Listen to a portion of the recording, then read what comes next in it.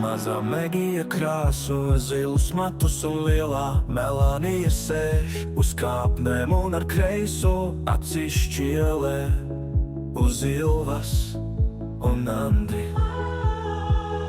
Gabriela sēž talsu dzīvoklī un klusām asaras birdina, jo ir apslimusi un nevar nākt uz savām īstajām mājām, palikt pa nakti. Iela tik saka, ka zili mati nav normāli, bet Meguci saka, ka viņa nav normāla. Garaiņu ielas logiem iet garām cilvēki un tik ieniec pa Megijas zilajiem matiem. Melānija tik foršē Megijas zilos matus un tik iesmej. Megijas kāds bušo kā tāpat kā Melānijas Markus, kas ir Gabrielas bijušais, bet dzīve talsos ir skarba.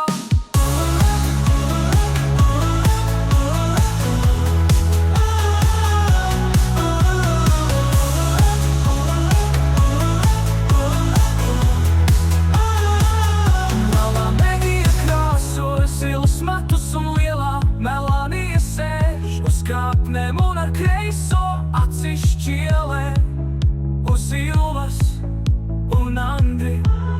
Gabriela sēž talsu dzīvoklī un klusā asaras birdin, jo ir apslimusi un nevar nākt uz savām īstajām mājām, palikt pa nakti, iet pa nakti. Ilva tik saka, ka zili mati nav normāli, Meguci saka, ka viņa nav normāla. Garaiņu ielas logiem iet garām